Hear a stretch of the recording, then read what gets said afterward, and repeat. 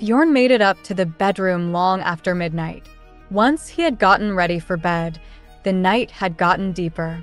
The master suite was enveloped in a dark silence, now that the attendants had withdrawn for the night. Bjorn loosened the overly tight knot of his gown and moved along the passage that connected his bedroom to the Grand Duchess room. As he opened the door to Erna's room, the first thing he noticed was the sweet scent of flowers and soft lighting. It was strangely quiet, no sound of movement, but there was something breathing in there. Bjorn went into the bedroom and scrutinized everything. He stopped when he saw a bundle on the edge of the bed that was Erna. Even when he approached and his shadow fell over the bundle, Erna did not stir. She was really asleep. He giggled to himself. "Erna?" he said softly, but she still didn't move. When Bjorn brushed her cheek gently, she finally stirred and turned over. "Your Highness," she screamed when her eyes fully opened and saw the looming shadow leaning over her. Bjorn cupped her mouth to stifle the noise and drew her gaze back to him. "Hello, my wife," he said softly, reassuringly. "Hello, Your Highness," Erna said. She had been holding her breath until she finally spoke, a little whisper into the night. She was weary, but the greeting was still polite. Bjorn laughed. "Are you tired?" Bjorn said. "What?" "Oh, I'm sorry. I did not mean to fall asleep." Bjorn did not mean to criticize her, but Erna made the apology. Bjorn sat on the bed and placed a hand on Erna to hold her back as she moved to sit up. His new bride blinked at him. Bjorn looked down at where his hand was placed on Erna's nightgown and begun to undo the buttons. He noticed the adornment of lace and frills. They seemed out of control and had Mrs. Fritz meddling written all over them. Though the gown was to Erna's taste, it seems the old nanny can't help but interfere. "It's a very pretty nightgown," Bjorn said softly. Erna blushed at receiving the compliment and at the gentle nature in which Bjorn parted the nightie. "Thank you," Erna mumbled under her breath. She looked so serious and her hoarse whisper was absurd. Bjorn couldn't help but laugh heartily. This made Erna shrink away a little from him, and she curled up into her nightgown. Only her dainty little feet poked out of the bottom of them, and she looked like a little child's doll, swamped in rich lace. "Erna," Bjorn said after he had finished laughing. Erna looked up at him, dazed and flushed. She still couldn't believe it was her name. It felt so unfamiliar. "Yes, Your Highness?" Erna's voice trembled. She had not moved from her curled-up position on the bed, but she was panting. Her fingers kept curling. "Call me by my name," Bjorn said. He reached up and released a ribbon that was tied in her hair. He brushed a large hand through it, helping it cascade down the front of her gown. "I think calling me Your Highness in a situation like this is a bit." He held the end of the other ribbon. "Say my name." He pulled at the ribbon. Erna reflexively shook her head. "Hurry up," Bjorn urged. He seemed unaware of Erna's resistance and urged her on. In the meantime, their fingers argued over the ribbon, but Bjorn finally came away with it. "Do your best, Erna," he said firmly. With the ribbon intertwined in his fingers, he grabbed Erna's wrist and opened up her legs with his free hand. Erna gasped. He was not forceful, but Erna did not give any resistance either. She didn't really have the time. "Didn't you promise me that you would be a good wife?" That was a lie." "No." Through all the fug of confusion and mix of sensations, Erna came through firmly. "I did not lie about that." "That's a relief. I don't like being deceived." Bjorn grinned and let Erna go. Erna felt like covering her body, but her small hands couldn't do a good enough job. She looked up at Bjorn, whose smile never reached his eyes. He was difficult to read. She fidgeted with the sheets, twisting them, and her mind raced. She had made a promise and she intends to keep it, but she did not think about these duties she would have to perform. It was obvious to her what her responsibilities as a wife entailed, but now that she was here, she hesitated. Erna became madly aware of her shallow breathing that would become rapid and erratic, and then silent as she fought to control herself. Bjorn was reaching up to undo the rest of her nightgown, more relaxed this time, gentle. As he gently pulled off each layer, Erna realized that the ritual undressing was not so bad. She felt pleasure warm her mind as each layer brought freedom from the stuffy clothes. Bjorn would have said it was fun, like unwrapping a lovingly crafted gift box. The slow process of revealing a woman's body was tantalizing. "Your Highness," Erna said, as Bjorn made to undo the first button of the last layer of pajamas. She reached up with both hands and put them on his. "My name." Bjorn took her hands and placed them on the bed. Erna did not resist. Her lips trembled as she tried to whisper his name. "Bjorn," she finally said, and to Bjorn, it was barely audible. He gave a nod. I want to take it off for you," Erna said. She made to get up, but Bjorn still had hold of her hands. "No, you're tired. You should rest. Let me do all the work." "What?" "I have to do my best to be a good husband too." Calmly, Bjorn continued, undoing the front of her pajamas. One by one, the buttons came undone, and little by little, Erna's body was revealed, until the last button was removed. Erna looked away in unbearable shame and squeezed her eyes shut.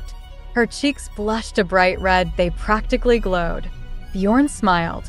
"You are so beautiful, Erna," he said softly. Erna gasped at Bjorn's words and looked at him with such wide eyes that all her whites were showing. She knew no response was polite enough, and her will to persevere vanished. She tried to stand up, but Bjorn was already moving on the bed and easing her back. Erna closed her eyes and tried to scream as she felt the weight of Bjorn on top of her. The sound died on the end of her lips as she realized he was kissing her. The closeness of him. She could smell his sweat, and it mixed with the smell of his breath. The feeling of his soft lips and a reaching tongue left Erna's mind blank as she did her best to massage his lips with hers and meet his tongue halfway. She tried to say his name, but their kissing turned it into a soft moan. He returned her moan with his own. When she finally came to her senses and opened her eyes, Erna found herself sprawled out in the middle of the bed, but instead of staring up at the ceiling, she was looking up at Bjorn's face. It seemed a little out of focus as her heat rose. A cold hand reaching down the front of her snapped her back to reality sharply, and she watched as Bjorn craned his head to wrap his soft lips around her breast. It was such a sharp contrast between hot and cold. Erna gasped. Her hands came up and covered her face. Bjorn's hands quested onward from stroking Erna's belly, moving along her small waist and between her legs. Erna's eyes opened wide as she felt his fingers move. "Bjorn," she said breathily. She did not yet have the courage to call his name out as loud as she would have liked.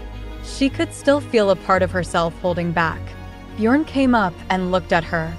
She was sobbing. She couldn't help it. Bjorn frowned worriedly and stopped the hand. Driven by fear that he had hurt her, he withdrew. It was painful, and from that pain, she was scared. It made her sad, and she felt pitiful in Bjorn's shadow. She covered her face with her hands, and the tears grew more intense. Bjorn looked at his weeping wife, like a spectator at a play. It was a pretty emotional situation, but at the same time, he couldn't help but admire her petite form and firm bust. His eyes followed the lines of her curves and delicate waist, her slender limbs. Even though she was a petite woman, she never seemed immature. Erna had exceeded his expectations. The sobbing eventually subsided, and Erna looked up at Bjorn, as if she was clinging to him with just a look. "Bjorn," she whispered between sobs. Her face was blank and emotionless as she spoke his name, and with each utterance, her voice became firmer, stronger, louder. Erna didn't know what else to say, so she said his name. Bjorn sighed and brushed a hand through his hair. He could smell her, and it only added to his irritation at the situation. He was bewildered by this woman, who was wet and moaning one moment, then suddenly wailing and crying the next. In bed, it's supposed to be fun, and he never needed to deal with whiny, clumsy women if he didn't want to. If he didn't want to have to deal with the trouble, he could leave and not feel ashamed. That thought had gone through his mind, and he was about to. But Erna is his wife. This is no floozy picked up at the club. This was his wife. In that regard, Bjorn had to face this new challenge, whether he liked it or not. Erna was his as much as he was hers, and he needed to make an effort. They had promised each other. "I'm sorry," Erna said. Bjorn couldn't help but laugh at the sense of déjà vu. Come to think of it, this was not actually the first time this had happened. There was a predecessor. Gladys. Is Erna another Gladys? Bjorn laughed at the foul feeling of crawling through mud again. The touch of Erna's hand on his shoulder brought him back from dark thoughts of bad times. I'll keep my promise. I'm not lying. I'll keep it, Erna said, haltingly. Bjorn couldn't shake the thought of how both Gladys and Erna behaved like they were being raped. It was terrifying to think that what he was doing. The situation might have been the same, but the words uttered by the two women was completely different. But I'm scared. It's strange. It's weird. Erna's eyes wandered around the room before finally stopping on Bjorn's. I will keep my promise. Promise. Her promise. The way in which Erna said it was confused, and it confused Bjorn. It sounded like he was an usher come to collect her debt. When Ern had owed money for the lost trophy, she behaved like this. Maybe she still feels like she owes him, maybe, if he hadn't used the boating as an excuse to write off her debts. If she was still working to make artificial flowers. At that moment, Bjorn recalled the face of the woman who had offered him a flower as a token of promise and let out a deep sigh of desperation. Bjorn felt irritation rise up again, but it did not undermine the pity he also felt. He decided to not judge the extent of Erna's ignorance. He took it on point that she did not know anything. It also did not help that Erna lived with her grandmother before she came to the city. The Baroness is a very conservative woman. Erna really did not know anything about lovemaking. Bjorn had assumed that Pavel might have taught her a thing or two when they ran together. It was hard to believe that they had not even spoken about sex. Was the painter a eunuch or something? Bjorn looked at his wife. The woman who was rumored to be a concubine was in fact as untouched as freshly fallen snow. She was a blank slate. Bjorn let out a deep sigh. Even in the midst of this annoyance, there was only one thing he could do. Erna looked at Bjorn in wide-eyed shock as Bjorn went over to collect the drink and 2 glasses from the table. They both sat on the bed together. How much can you drink? Bjorn asked. I don't know. Erna replied as she watched Bjorn pour out 2 drinks. How much do you usually drink? 1. Erna said quietly. A single drink? He held the glass out to her. Yes, after 1 drink I get all hot and, fuzzy, Erna said quickly, as if to avoid looking like an ignorant fool. Bjorn nodded. Erna's face was still wet with the tears she hadn't properly wiped away, but her expression was once again firm and strong, and her eyes were bright and assertive. Here, drink, Bjorn said and offered the glass again. Erna took it. Drink and bear it, Erna. His command was smooth and cooler than the touch of the glass in her hand. Erna brought the glass up to her lips and drank the wine. She thought if she was drunk, it would make the night pass a little easier. With a clear head, it had not gone well so far. She sipped, then sipped again, and kept sipping little bits until the glass was empty. The alcohol was a lot stronger than she expected, but it was fruity enough that it was easy to drink. The trembling in her fingers stopped. Erna knew the marriage hadn't been an act of love, but an act of necessity, and she wondered if Bjorn was doing this out of pity or a sense of responsibility as her husband. She wondered if he was just being chivalric to a woman in trouble, but that didn't feel right either. As far as logic dictated, Bjorn had proposed and she had accepted for no reason. She wondered if that was the best way. She could concentrate on being the best wife he had promised to be the best husband he could, and in that way, they could both be happy together. As the heat of the alcohol raised to her cheeks, she raised the glass to Bjorn, who was sat motionless on the bed beside her. She looked between the fate she would have loved and the empty wine glass. Bjorn raised a hand to take the glass, and their hands touched. Erna sighed. Bjorn bore a determined expression as he took the glass and placed it on the bedside table. "Thanks you," Erna said.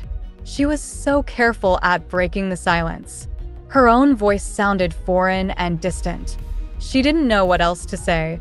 Nothing came to mind in that moment, so she let her voice trail away into memory.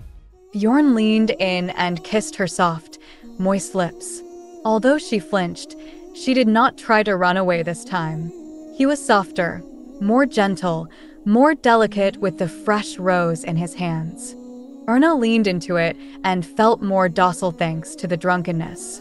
As they kissed, Erna could feel something rise up from her toes to her tummy, a sort of excitement. She didn't even mind as Bjorn undid her gown and slipped it over her shoulders once more. She calmly accepted his touch. "Erna," Bjorn said, joviality underlined his soft tone. She opened her eyes to look at him and realized she was now laying on the bed where she had been sitting. "Is this how it's supposed to be? I feel tingly," Erna said, embarrassed. "Yes." Bjorn sat up and began unfastening his own clothes. Erna looked away, as if seeing something she shouldn't. "You should look at me," Bjorn whispered. "If not, then I will feel dirty or wonder if you're thinking of another man." "No, it's not like that," Erna said, shock all over her face. While he was able to look at her so casually, she was seized with an uncontrollable feeling. He pulled her in close, and she could feel the warmth of his chest against hers. "Seriously, you say such unbearably insulting things," Erna said, looking up into Bjorn's eyes. Her eyes were sharp, as if guarding against the loss of her innocence. Bjorn kissed her, practically swallowing her lips as she was about to say something more. Erna could feel the weight of Bjorn on top of her again. It was a shock, but not one she shied away from this time. By the time Bjorn got up and sat between Erna's legs, their breathing had become excited, and Erna felt like she had ran across the front lawn. She found herself not wanting him to stop. Erna looked down at her husband, and she felt a heat rise up to her cheeks once more. It was like embarrassment, but not fully so. She took in his square shoulders and large frame. His muscles were delicate shows of strength and power. It made her excited and anxious. She wanted to see more of him, if not all of him. Like a child at Christmas, wondering at the presents wrapped under the tree, Erna studied her husband's body with the same enthusiasm. It wasn't until her eyes ventured down to his waist did reality snap back into focus. "Oh," Erna sighed involuntarily. "It's okay." Bjorn tried to reassure Erna. "You're fine now." He leaned forward and gave her a gentle kiss on her cheeks and then her lips, deepening their bond. Sweat covered Erna's body as much as it dripped off Bjorn. He looked into her watery eyes, their perfect blue hue tainted by a red puffiness caused by her crying. He lied when he said she would be okay, but it had the desired effect. She seemed to relax. When Bjorn first opened the bedroom door, he told himself that he was doing his duty to his wife, but now he felt entirely selfish.